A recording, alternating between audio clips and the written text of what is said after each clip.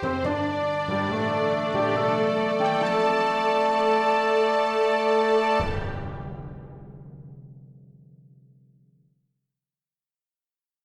story seekers. I'm Nico. I'm Ben, and you're listening to The Tiny Bookcase. Here we are for another Write Like episode. In these episodes, we'll be talking about famous and infamous writers, plus tackling prompts in their honour.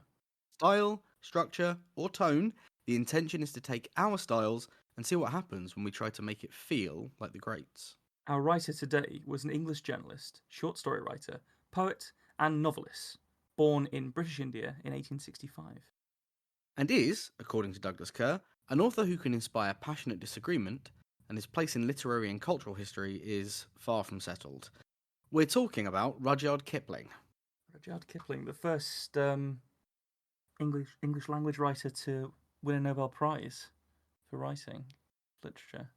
Right, I don't want to play up to my reputation of being less intellectual. Is he related in any way to the cake geezer? So I don't actually know, so I think we should establish a headcanon now that yes he is. Because Or perhaps it was like a household name and Mr. Kipling stole it. Who the fuck knows?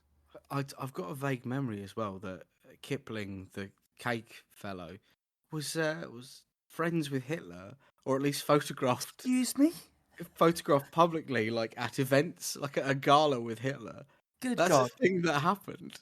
Right, so I think for our American listeners, they might not have Mr. Kipling's pies, but they're like cheap supermarket. Yeah, Basically, yeah. it's a brand of pre-made small confectionaries with the slogan "Mr. Kipling makes exceedingly good cakes," which is just as British as it sounds. Yeah, and they're kind of okay. Yeah, they're pretty much. fine. I think, yeah, They'll do. they'll Good do. But good in a lunchbox. apparently Hitler liked them, so there we are. So says my vague memory of someone telling me that once. That's definitely apocryphal, and you just slandered Mr. Kipling. You'll Well, hear from his lawyers in a moment. Speaking of links to fascism and slandering Mr. Kipling, it's It's this pretty one spicy. was not as I've only recently been made aware by yourself, Ben, that not a good lad. Well, Rudyard. I think from like a modern standpoint, in an enlightened, inclusive society and everything, he is he's pretty much considered to be fairly sort of jingoistic, racist, etc. Now, very colonial, very like that colonizing is the right way to do it. Like there's a particularly racist poem, now deemed to be racist poem, "The White Man's Burden," which basically extols the virtues of white colonizers, which is fairly uncomfortable, in all honesty. Yeah, that's not great, is it? No, and I know that there's been huge amounts written on this from proper scholars, so we probably won't go over it too much. But I do know that like recently, there's been stuff like his poetry getting defaced by students, and like Maya Angelou being like pasted over the top of him and stuff, that kind of thing. Yeah, and there was a article in the New Yorker that I read recently where they went into how Kipling became politically toxic, despite being this prodigious talent and just insane keystone in the sort of canon of literature. Yeah. But yeah, so we're not really going to be dealing with that today. We're dealing with the man's writing and in particular the bits of writing that we've chosen to have a sort of play with ourselves. Swing at, yeah. Yeah. So I've got to say, in that moment, I don't know if you've watched much of Brooklyn Nine-Nine. Yeah, but there's the scene when they're at Captain Holt's house, and his husband Kevin is talking to Jake about the New Yorker article he's read, and Jake is pretending like he's read it. I felt like that in that moment. Then I was like, yeah. So, do you remember your first, like the first time you experienced Kipling? Because I do really clearly. I don't remember it. No, I don't remember it clearly, but I can sort of point to a rough area. But have you got a clear one? Yeah, so it was year 6 at primary school, so that was about 10 years old for our American listeners. And we looked at the story about Ricky Tikki Tavi Oh yeah. from the Jungle Book, and I think it stuck with me because I was like, "Look, Miss, I've seen the Jungle Book. Ain't no one called Ricky Tikki Tavi in it. What is this not? What is a mongoose?" And then I found out that they're long rats that kill snakes, and I was in. That's I was all about that. As you can tell, I'm a biologist. Yeah. Ah. I think like I think the closest like the way that I went in was actually through Disney, like through Yeah, Jungle Book. Watching that as a kid. My so my grandmother was born in British India. yeah, And she had an interest in um Kipling from a sort of academic standpoint. She started to study literature and that kind of stuff much later in life, as like a in her 70s and 80s, yeah, because she didn't have the opportunity to be sort of educated at university when she was a young person. yeah. And she loved getting involved and digging down into Kipling, which is I think I must have had some of that as well. Yeah.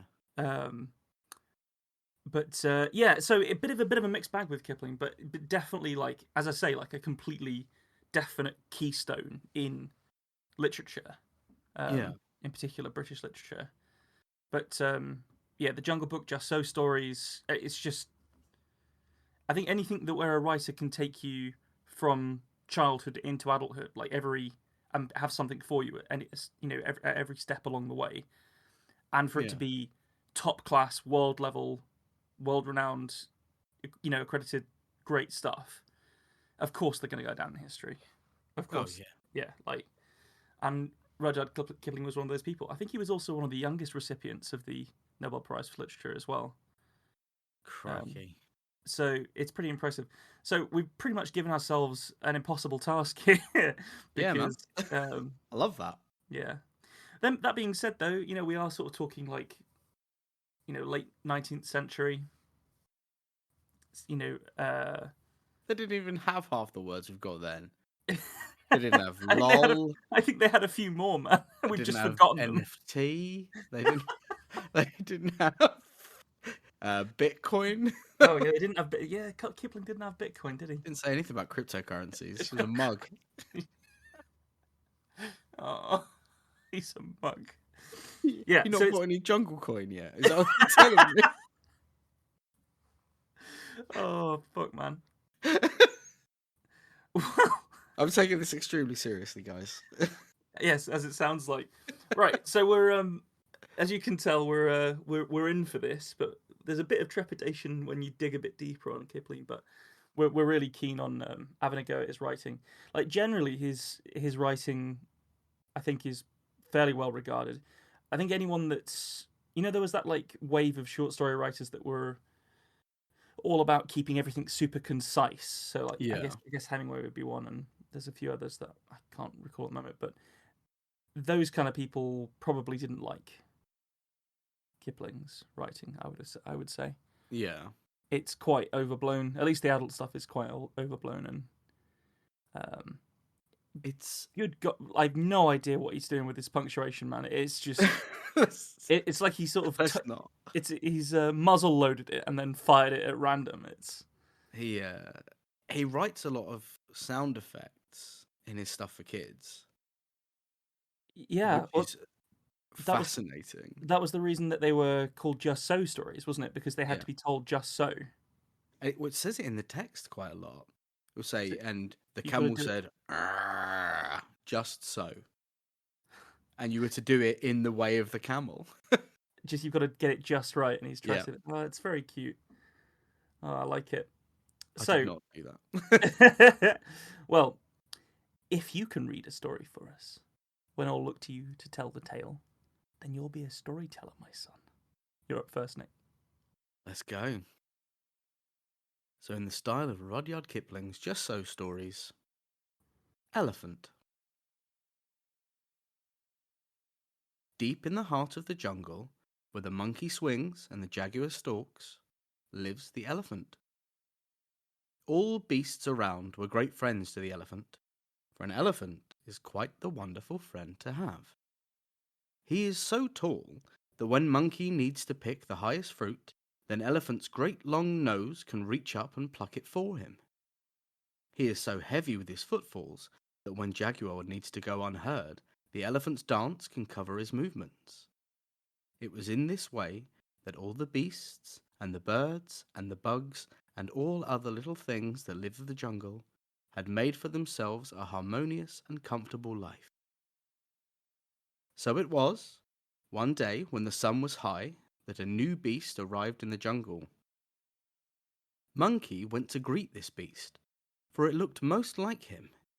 It had no tail, and was almost bald in its entirety, but still it shared many of Monkey's features. But the beast, whatever it was, took a great stick from its back and beat the ground by Monkey, who scattered to the trees to watch the interloper from afar. Jaguar followed the beast, sniffing at the air as ever she did when an animal was near. It did not smell of grass, so it was not one of the soft beasts that she could eat. Nor did it smell like a predator. No tang of blood upon it, no claws to speak of. The only smell it had was one she did not know. It is wise to tell you, dearest, that the smell was that of iron. It is not a smell that finds itself often in the jungle, and it is only because Jaguar's nose was so remarkable that there was any smell at all. If you were to sniff at your spoons and forks, I doubt you would smell much of them at all, unless, dearest, you are a jaguar. So Monkey and Jaguar went to Elephant, because he is their friend, to tell him of their new discovery. Ook! It walks on 2 feet, but does not use its hand to swing from trees, said Monkey, who did not know what it was. He did not mention the stick, because he was known for causing trouble with his cheeky antics, and did not want to be scolded. Purr!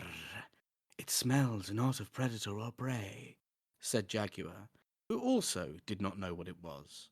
She did not mention the smell, because Jaguar was very proud of knowing many things, and to appear unlearned would have been a great shame to her. Said Elephant, as he thought. He remembered all things, as is an elephant's way, but he did not recall a thing such as what they had described.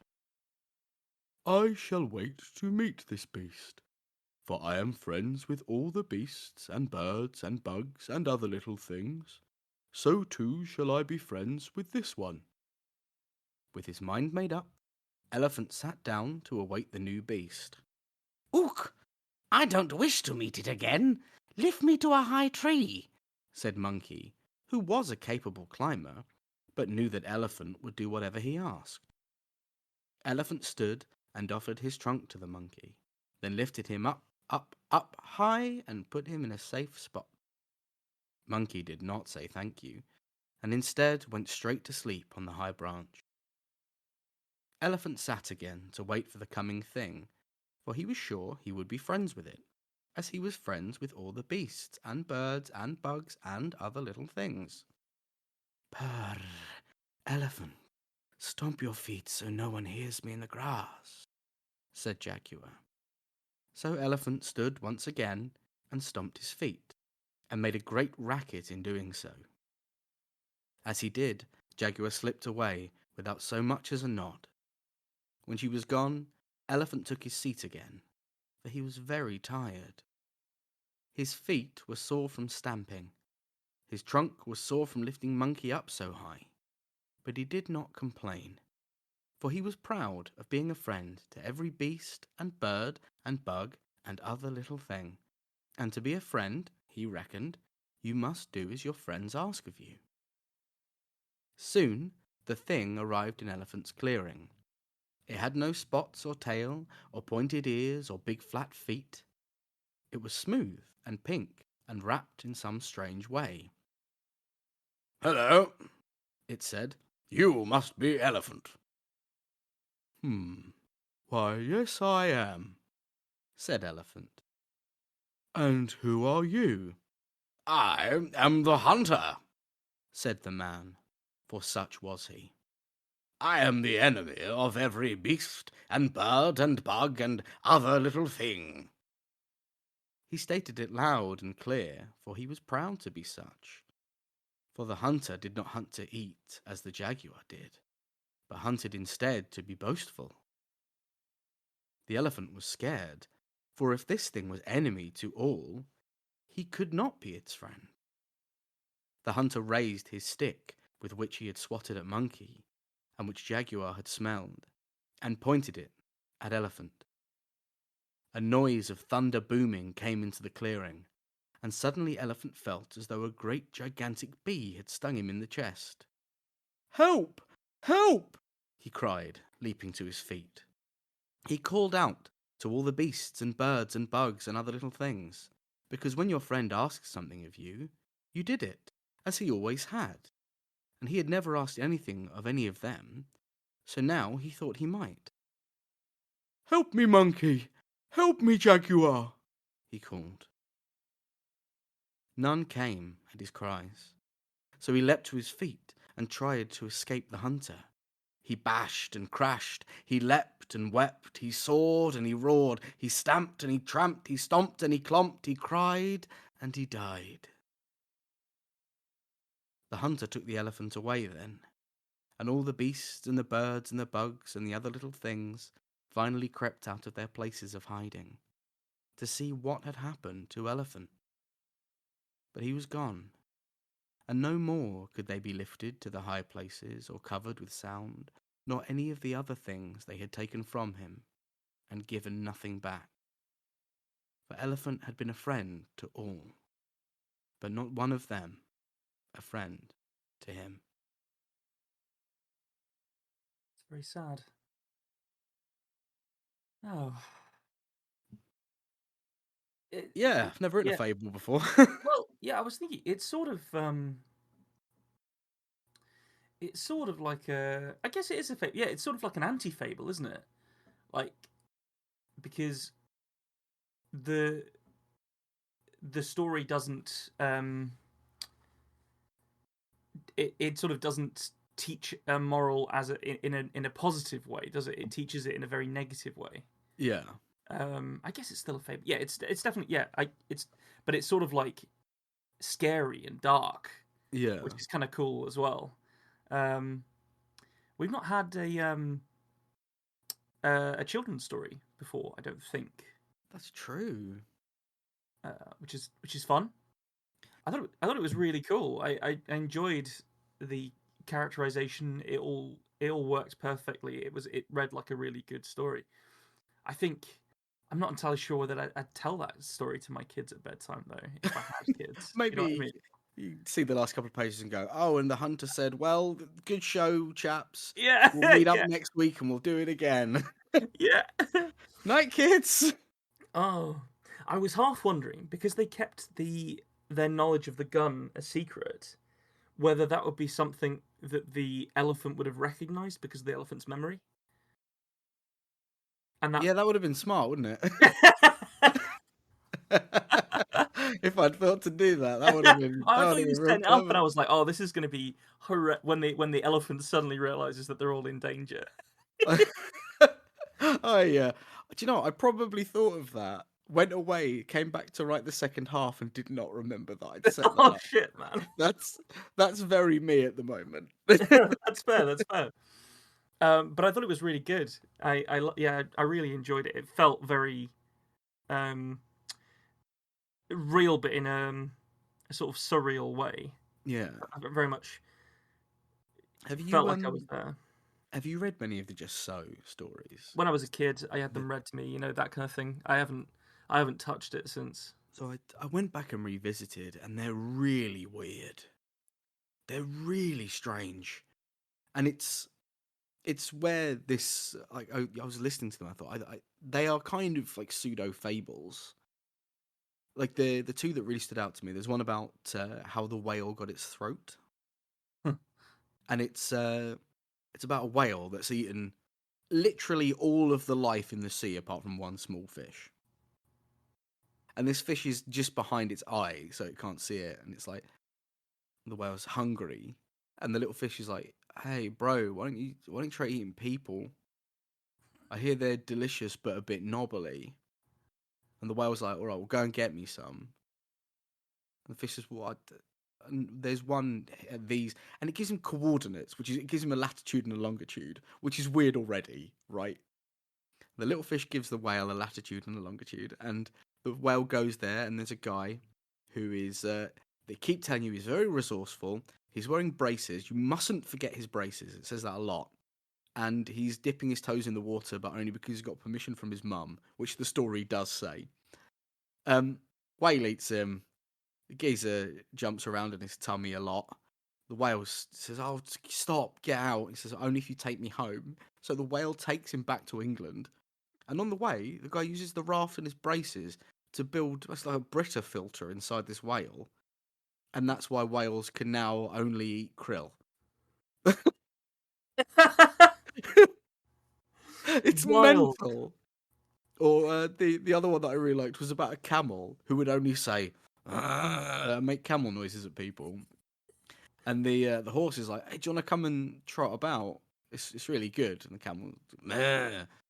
And the dog says, "Hey, do you want to get there, like pick things up with your mouth and run around? It's wicked." And the camel says, "Bleh."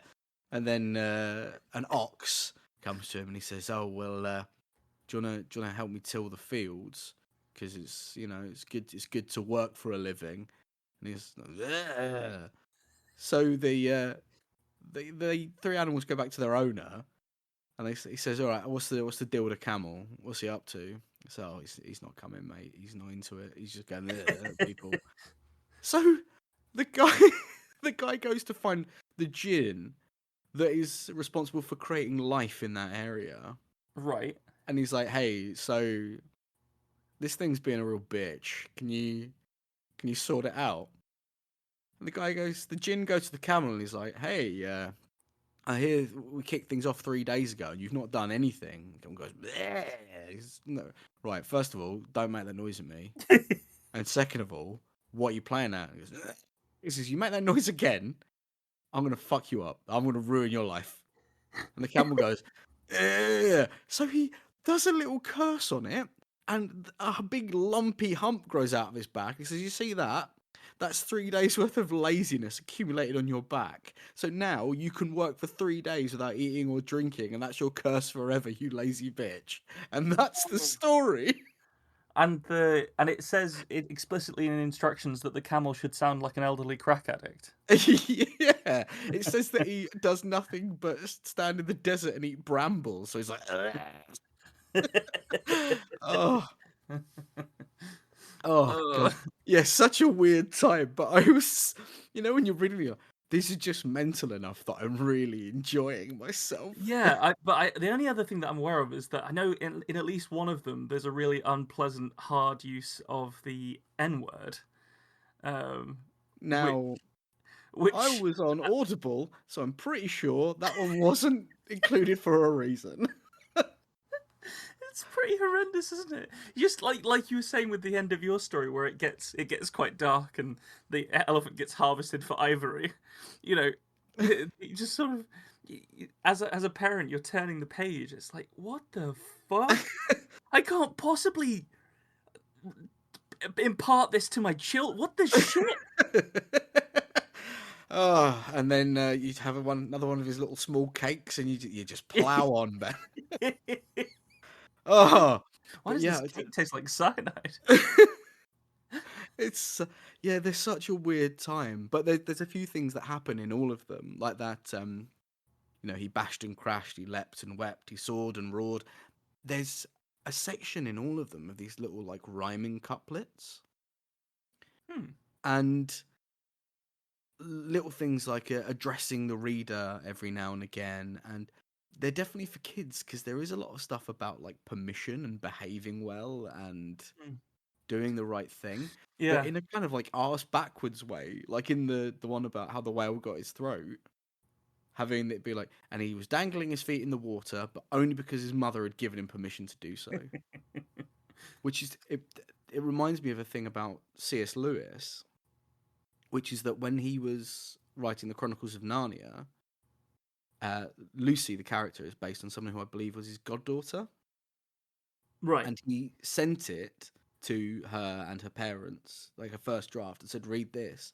And the note he got back from her mum was, this is unbelievably irresponsible. You can't have children locking themselves in cabinets and starving. What a terrible idea. So now if you look at the book, there are loads of shoehorned in sentences that say things like, and Lucy, leaving the door slightly ajar because it is extremely unwise to close oneself in a cupboard. It's amazing. Went into Narnia. Go back and check. It's full of them. That's crazy. Oh, God. Wasted that if we ever do a C.S. Lewis, right? Like, just weave some like random health and safety shit into it. And he putting on his plastic safety goggles because it is unwise to handle chemicals unless you are wearing proper eye protection. That is true, by the way. Everyone out there, do look after yourself, He's man. doing it already. Amazing. Oh yeah, I really liked it. Your story also reminded me a little bit of a George Orwell short story that I read ages and ages ago about how he has to kill an elephant. And obviously very different in tone, but this concept of putting down an elephant it's sort of pervasive in anything to do with like any cultures that have elephants, because they can go crazy. Yes. And when they go crazy, there's no stopping them, like, because they're massive. they're multiple tons of kill. Well, they like to get drunk, don't they? There are fruits that are quite high in I've heard that, yeah. fructose, and in the heat, the fructose will begin to spoil and then ferment into alcohol. So they wait until these fruits have begun to ferment, and then they get crunk. They get absolutely wasted. They get white girl wasted. And then you find these elephants, like, they try and lean on buildings and like knock the buildings over because they're too drunk to keep walking, and it's amazing. Elephants are great. Just for some reason, you saying white girl wasted, then it just reminded me of I was at a university function once, and this girl got absolutely wasted, as you say, and I think she'd been having an affair with one of the lecturers, and she just started like shouting about it and getting very aggy, and a friend of mine tried to defuse the situation, and she kicked him in the nuts, just like I think he was just trying to be like push the guy away and sort of be like, hey, it's it's fine, don't worry, we'll It's all we'll cool, man. yeah, exactly. She kicked him square in the bollocks. It was absolutely amazing. It's just another story about taking down an elephant, that, isn't it? Yeah. Right in the trunk.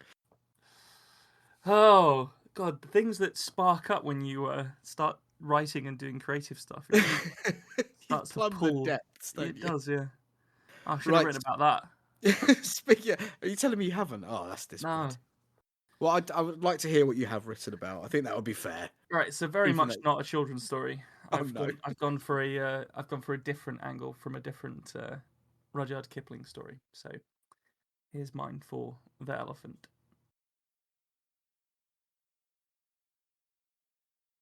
Elephant. The beginning of the matter was in the Forum of Capua. There the road from Rome ended.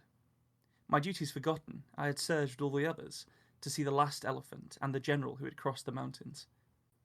The jostling bumps of the crowd robbed me of my view, as I was a boy at the time. Seeing an opportunity for elevation, I scrambled up a plinth which a marble man gazed in horror at the end of his people. I shared my lofty perch with another, himself an older boy than I, but we stared in awestruck unison at the beast. The enormous pachyderm was resplendent in a shining cloak of gilded metal scales, and bound about with a white leather harness which secured a stout iron-banded platform upon its mighty back. Its tusks, too, were banded, and their graceful natural curve ended in cruel, clamped-on metal serration. The man that stood upon its platform seemed to draw in the attention of the hollering crowd as bread soaks in oil. He wore a breastplate and armour over which he had draped the skin of a spotted leopard in mockery of a toga. The moment was forever burned into my mind, and I barely took in the army which paraded through to occupy the upper city. The crowd having dispersed, I began to clamber down, and in my mind my thoughts wandered to fear of punishment over missing my duties. The older boy tramped with me through the streets, and we discussed with much repetition the majesty of Hannibal Victorious. Tiberius, such was the other boy's name, was an apprentice like myself, but to a vintner rather than a smith. He accompanied me back to my forge, and embraced me before swearing to return and continue our acquaintance. The mild beating I took from Master Appius was not enough to knock the image of the elephant from my mind. I have always been talented with my hands, and Appius was always careful to spare them from his punishments. The winter wore on, and I was glad of the forge's heat. It burned constantly as we repaired and renewed the armaments of the Carthaginians. Our allegiance to Rome was becoming a distant memory. I grew tall that winter and began to apply the fine detail work Appius had tasked me with on larger tools of war. It was said that Hannibal would continue his conquest of Italia come the spring, and the trepidation thrummed through all Capuan abodes. The die would be cast, and our fates rode upon the outcome. It was then that Tiberius returned. He too had grown, adding muscle to his already impressive frame. A beard, after the Carthaginian fashion, had sprouted from his chin and cheeks. I alone tended the late-night forge, and nursed a cup of wine to ease the aches of my labours. I offered to pour him some, but he refused. "I have sworn an oath to Jupiter," stated Tiberius, "that I shall drink no wine until I become a general of Hannibal's legions. I intend to go with him and leave this life behind." "Have you taken care to think of all you will be losing?" "Life is for living, and I have made up my mind. I need something from you, a falcata, to prove I am a soldier." "I will not steal from Appius to arm you, oath or no oath." "Steal? My friend, I wish to buy it. I will return to you with payment from plunder worth 10 times the worth of the blade. Arm me, and I shall conquer the world." I saw in his eyes the glint of the forge fire, and knew in an instant I would comply. I toiled that night, and forged him one of the swooping falcon blades preferred by Hannibal's men since his time in Iberia. Into the grip and guard I worked an image of the elephant that had begun my friend upon its path. It was done with the coming of the dawn, and Tiberius embraced me before cinching the scabbarded blade to his belt. I watched him leave, thinking of him as a fool, but a fool touched by the gods. I have rarely cared for the passing of years, but that year was 542 years from the founding of Rome. I know that because it was the year my city was destroyed. The fraying alliance between the Carthaginians and the defected provinces of Italia began to collapse, and the Romans raised uncouth legions to reclaim what had been theirs. I watched Capua fall from my shelter of the forge, as the rulers were executed and all governance dismantled in favour of Roman centralisation. Freedmen, foreigners, and craftsmen were spared from the Roman reprisals. The rest were decimated in the Roman fashion, with 1 citizen in 10 killed. Capua would never again regain its strength or independence. Appius passed away to a fever brought on by the hardships of a return to Roman rule, and the running of the smithy fell to me. The sweat of my toil no longer produced the banding for aspis shields, or blades for curved falcatas, but instead my hammering produced heavy bosses for scutton shields, and my hands linked chain for the Roman lorica armour. Perfectly weighted spear tips poured from my forge to meet the insatiable need for pilums, to be thrown from the manipular legions that struck out in all directions to undo the work of Hannibal. I took on more apprentices, and expanded my smithy until it was as though we worked in a village made of sweltering forges. The glowing metals that were bent and shaped and twisted into the shape needed were then doused, affixed, and delivered as necessary.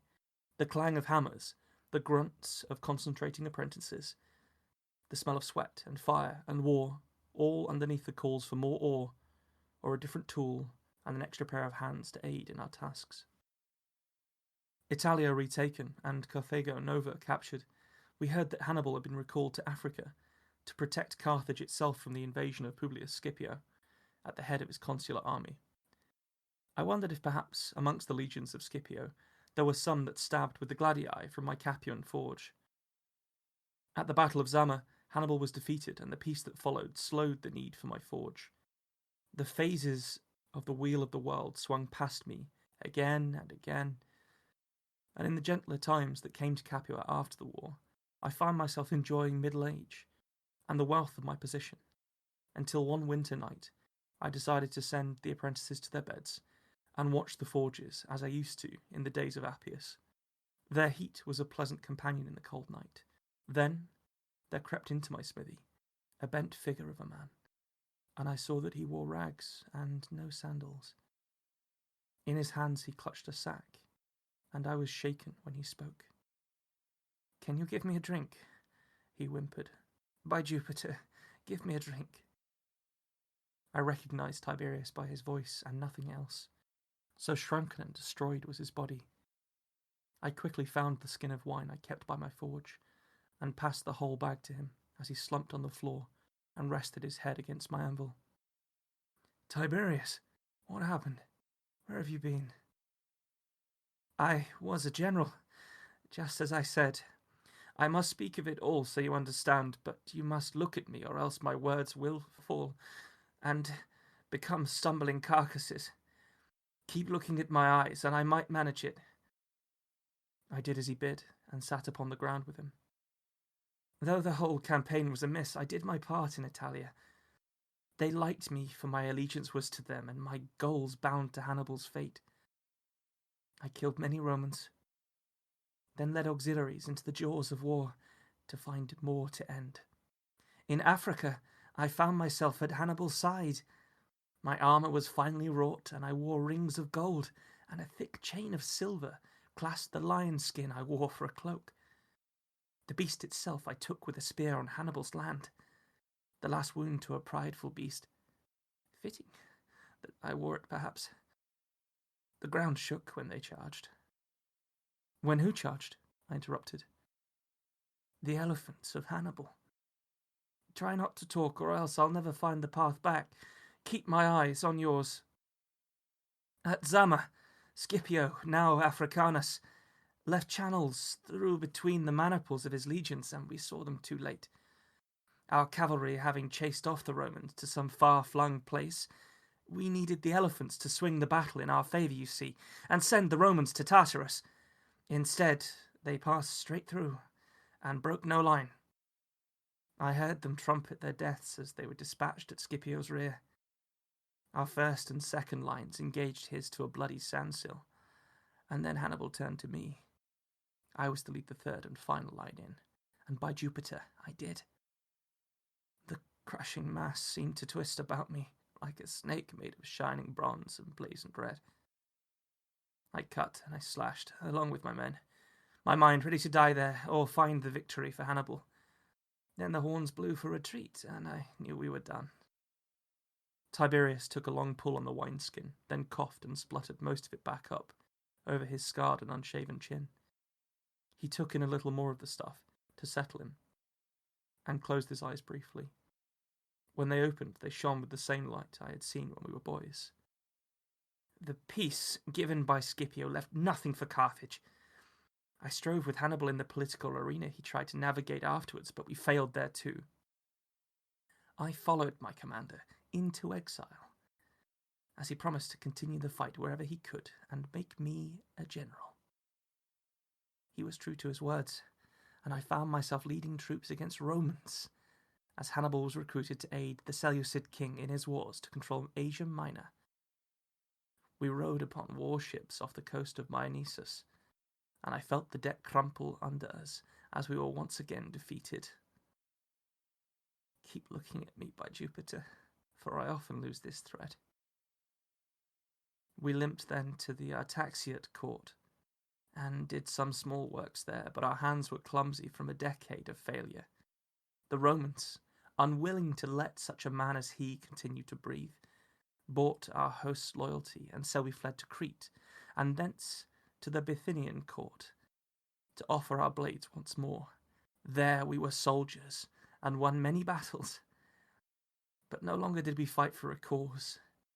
Those were the rabid years of warmongering, in which, my vow completed, I drank wine every day as a toast to my bargain with Jupiter. The Romans came for us after a time, and the king of Bithynia failed to protect Hannibal. We found ourselves in his villa and surrounded.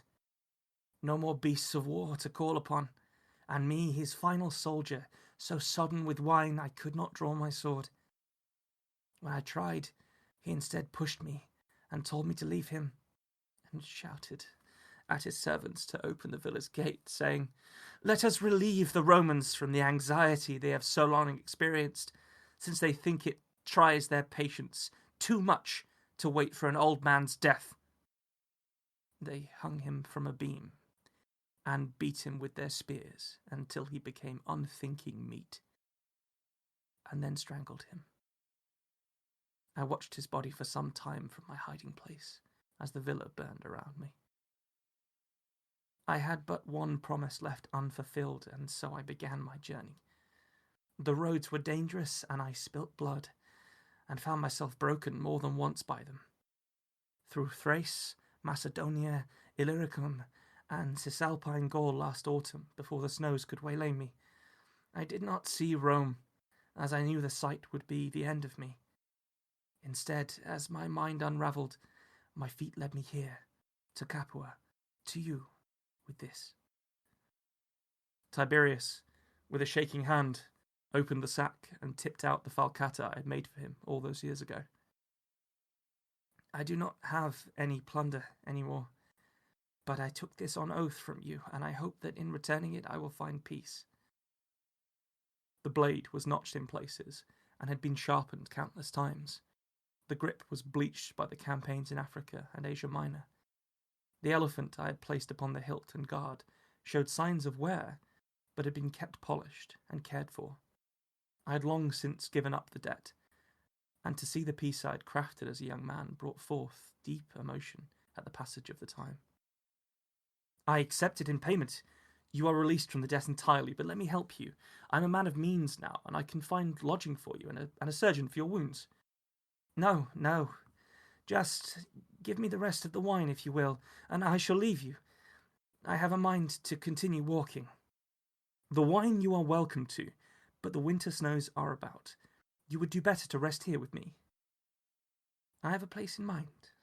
Let me go. I had no mind to stop him, as confused and overawed by his tale as I was. The next day, having come to my senses, I shut the smithy and sent my apprentices out to find Tiberius and bring him back to me. They found him dead from the cold in a thicket by the road to Rome. His body was curled in a crook of exposed tree roots, and snow clung to his ragged hair and clothes. There, the matter rests with him. I'm glad yours had a happy ending. Because otherwise this would be a really depressing podcast. Yeah, well, I think my elephant body count was a little higher than yours. Yeah, definitely. Absolutely. I've got to say, genuinely amazed that neither of us brought up in our stories how they used to dispatch of mad elephants on the battlefield. Oh, doing the spike to the back of the head thing. Yeah, so to explain for our listeners, I'm going to let you, because you told me about it. So please, in graphic detail, explain for the listeners what they would do. So they would have a team of people sort of wrangling the elephant, and the rider was given a spike, a big, I think it's like 1.5 foot long spike, and a big fuck off hammer, big heavy hammer. And the idea was that if they berserked and panicked in battle, and they showed that like they were going to be a danger to their own lines, like damage their own troops, they were to drive that spike in through the base of the skull and kill the elephant.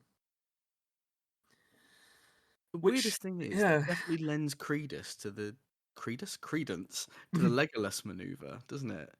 Oh yeah, shooting it in the back of the head. Yeah. I think you would need a spike the size of a fucking battleship to bring down one of those Oliphants.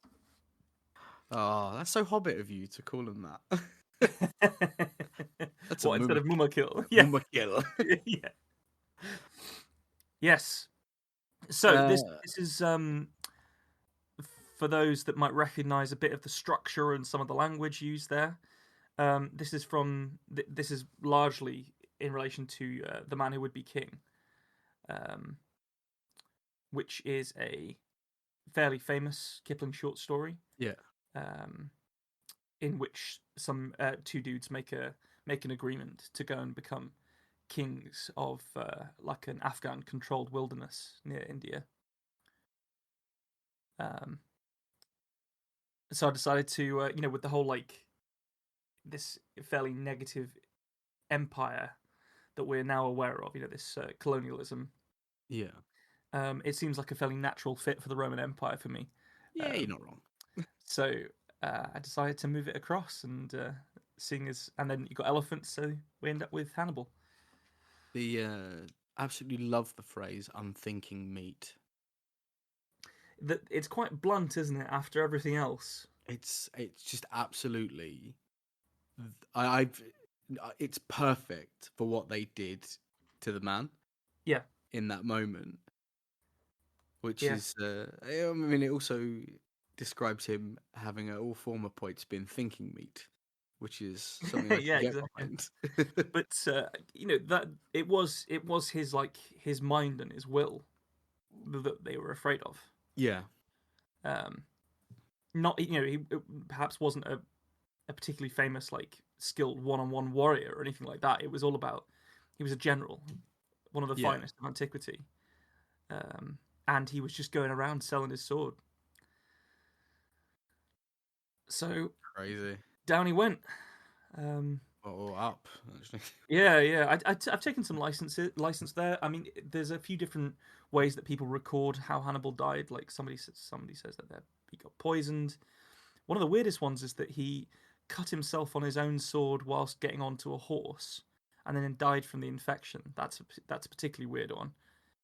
That sounds like someone made that up. Like someone asked an expert how he died, and they didn't know. And they went, "Oh yeah, crazy! It was a crazy situation. He was getting on his horse, and he like had his sword on the opposite side to normal or something, and like he threw his leg over, and the sword came out a bit, and he cut himself, and it got infected. So, and they said that in like a TED talk or whatever. So now it's canon. Now it's canon. Yeah, I mean, it actually has like some links to that other. Possibly, I think it might also be apocryphal. The story about William the Conqueror, his heart bursting whilst he was getting on a horse. Yeah. They're quite tall. I can see. I think it's just that it's an indicator of an active military lifestyle, isn't it? Having a horse in that scenario. It's almost like putting yourself into super high adrenaline situations multiple times might cause heart defect later. You're just training for a good time. I really enjoyed the story. I'm glad. Am I putting my own gay vibe into it, or are they definitely young lovers? Before I didn't put that in, but I mean, I got that vibe. Maybe it's just he loved him in the way that friends love each other. It's a very platonic thing. But I felt our main character, the Smith. You're gonna have to forgive me. There were so many Latin-esque He doesn't words have a name in there. So the Smith. I could feel how much he loved. Tiberius. Tiberius, yeah. James Tiberius Kirk. Exactly, yeah.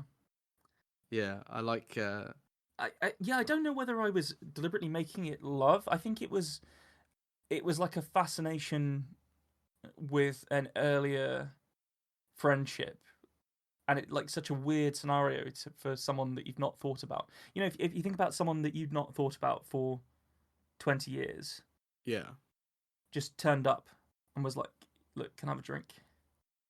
And I'll tell you it all. I have gone mad, but I can just about tell you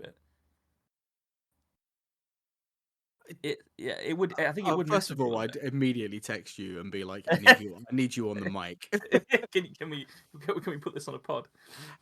Second of all, I think it was because there was a lot of stuff about sort of remembering the light shining in his eyes, and I don't know. Yeah, but if you think about it, it's forge light, so it's like fire and I don't know whether it's hot fires of passion. Yeah. Oh right, okay, I see. Yeah, okay. I mean, you can feel free to queer it if you want. It's all up for interpretation. Talking about this young man's skilled hands. He's got his skilled hands. He's good at making swords. You know. Swords. Yeah. Upgraded to swapiers. Yeah. Really cool though, and interesting to see something we've both based something on the same writer and then be so drastically different. Well, I mean, we spoke about it a bit earlier, but obviously you wrote yours from a children's story, and this is intended for adults. Like it's very, the original story is also not short. I would say it's like 6,000 words long or something. It's a very, sorry, not 6,000, 14,000 words long. So it's not a particularly short story. That is 10 episodes worth. Yeah, it's big, and it's incredibly gory. Like it's got people getting crucified and heads cut off and all sorts going on in it. So it's a very different audience. Yeah, in the intention, but perhaps some of the sort of like, you know, the rhythm of it. Maybe there's still some of the rhythm. Maybe that's just Rudyard Kipling's rhythm. Yeah. There's a big paragraph which I tried to get a version of into mine, which is where there's this like list of things separated by semicolons, and it's all done in hyperbole. Like it's all super over the top descriptions, and it's boom, boom, boom, boom, boom. Like just there's like 10 of them in a row. It's really overdone. See that's really interesting because he does, you know, like I said, he does like a miniaturized version of that in the kids stuff. Yeah, there we go. Definitely a thing he likes. This like really rapid fire, tiny points. That's cool to find a thread like that. Yeah, I would say so. Yeah, I tried to get that a little bit with the scene in the forge where they switch from creating Carthaginian arms and armor to Roman. That was a really nice section. I think that's probably my favorite bit of this story. Yeah. The other bit that I've obviously taken here is that the main character doesn't have a name, and it's about his experience with somebody else's story. Like the main character doesn't go anywhere; he doesn't do anything. Like his life advances in a very regular, normal fashion for the time. It's other people that he encounters, in particular this one person, that transgress boundaries. Like it's an Italian who's thrown off the yoke of Rome and joined up with the Carthaginians. Like that's super transgressive. Yeah. For the time period, in order to achieve something that would be completely beyond him in normal circumstances under the Romans. Like he becomes a general of Carthage, but it's wrapped up in alcoholism and overreaching himself and getting tied up in somebody else's hubris, and that being told from the first, from a first person perspective to a main character is a really cool way to tell a story, I think. And I've lifted that in its entirety, that style and that way of telling a story from The Man Who Would Be King, right down to the guy being mad that's telling the story. I was going to say, great story, shit cakes, Kipling. You've done it again. Yeah, I had a lot of fun writing that one. Yeah, I was going to ask, how did you find the? We've had a few ups and downs in these right likes. Like I think you had a much better time with Austin than I did. I had a way better time with Clancy than you did. I really enjoyed this. I really enjoyed writing like Kipling. Yeah, I would say I would do as well. Like, it's extremely imaginative and very sort of like highfalutin, one might say. Like, it's very hyperbolic and everything else. Which is quite fun to write as because it's quite freeing because you're not like, oh, I don't need. You're not thinking, oh, I need to make this tighter. Yeah. Rather annoyingly though,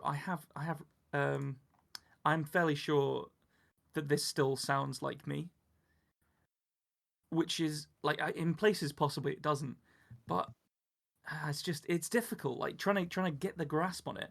And I think you just have to, like, at one point I tried to use his actual like sentence structure, and it was just like, this is just, it looks like nonsense when you try and do it any other way than the way that he did it. It's like wearing someone else's shoes. Yeah, but if technically they were, you can walk in them, but they're the wrong size and it hurts, and they're for a very particular sport that you don't know how to play. They're stilts. yeah, yeah, yeah. It's One's a platform shoe and one is a ballet slip. Yeah, so challenging, but very fun. And I think with good outputs. Like, I really enjoyed your story. I enjoyed writing my story. I had a good time. And I like getting a bit of sort of history-ish stuff into a story. So that was fun. Yeah, I think how his children's stories are written isn't a million miles from my style anyway. It's possibly not in terms of content, but in terms of the way that he speaks. There are some devices he uses that are definitely not the same, but he does that aside to the audience thing that I'm in love with. And it's a lot of quite long sentences. Oh, that's another thread. Asides to the audience. Yes. There's loads of asides. When people are talking in The Man Who Would Be King, he uses a hyphen, a space hyphen space. Yeah. And then a little aside, and then a space hyphen space. So it's sort of like he's talking, you know who he's talking to, and then it's like he turns to the other person in the room and says something else. Yeah. It's a real, maybe that's like an element of his realism, perhaps. Yeah. Like, I dig it. Yes. About the man, but it's that's always troubling, isn't it? But it's so far back down the path of how modern cultures have developed that we can look back now and be like, well, that's not right. Not quite on, yeah. Yeah. But I think there are ways to work around that as well. Taking out, omitting certain stories. Like it happened with Dr. Seuss, didn't it, a couple of years ago? I think there's been a few writers that have started to be. I mean, some people are calling it censoring, of course, but I think it's more like culturally editing. That sounds like a bit of an insidious phrase, isn't it? That could be used for evil, but I think sensitive cultural editing isn't necessarily a bad thing. Yeah, I would agree. I think if you're the kind of person who's adamant that people should be offended by things and they're soft for choosing to get rid of those things, well, then you don't sound like the kind of person who should be in the position to make those decisions. Yeah, but I also think that isn't necessarily the entirety of the argument against doing that kind of editing. I think the other bit of the argument is saying that something is just what it is, and you've got to read it in with some kind of historical context. And if it doesn't make it okay, but it just means that it happened. See, I think that makes a lot of sense. But in that case, keep these things available in an academic setting. Yeah, exactly. Yeah, so, and it's typically, don't sell it in Tesco's, but feel free to have it in the university library. Well, yeah, quite possibly. I think having a decent preface is always a good move. Like, something that grounds it and sort of explains why this language was used at this time and that kind of thing. Maybe because then you can sort of read it, but like at the end of the day, you don't have to read it, and maybe it should be edited and. It's a bit of a complex issue. I'm not entirely sure. No, exactly. But we do enjoy stories and being able to like uncover cool old stories. Because I'd never read The Man Who Would Be King before. Yeah. And I started reading it. I was like, this is tosh. This is really shite. Because it kind of doesn't go anywhere. And it's a bit confusing for the first, I'd say about 1,000 words, maybe 2,000 words, which is already the length, well beyond the length of the stories that we write for this podcast. Yeah.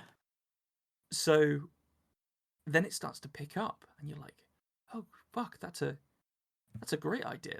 Look at that. Look at that story structure." And you get absorbed into it to the point where you've read a 15,000. You've basically read a novella when you sat down to read a short story, and it's impressive. That's a lot, that it can still grab after 100 years like that. I think.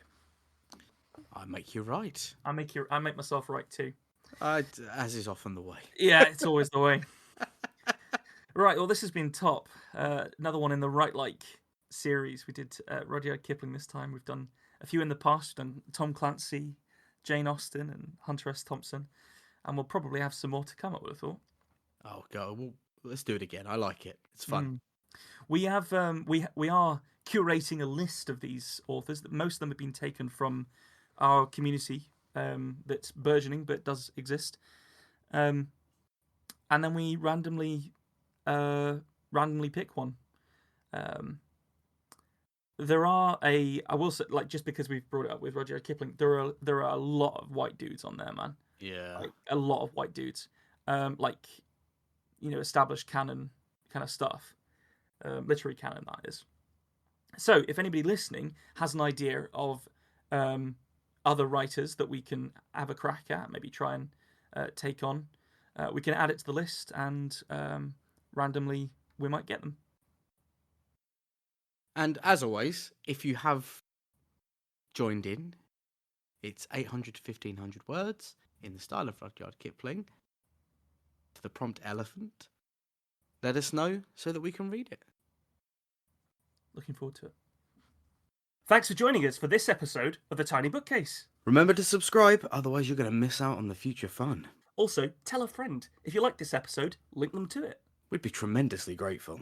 You can follow us on Twitter at BookcaseTiny, Facebook at The Tiny Bookcase, and Instagram at BookcaseTiny for updates. Speaking of supporting the podcast, well, magic can only take one so far. The Tiny Bookcase is supported by the generosity of its patrons. Those kind souls have really kept my belly full the last year. Let's cast a spell for them, shall we? For magnificent beardery, let's cast the Chinicus folliculale spell on Gary Laird. For rich ginger tones on the scalp, let us cast the Orangi Hedondo spell for Scott Byrne. And for general fabulousness, why not the Ooh La La How's Your Mother spell on Matthew McLaren?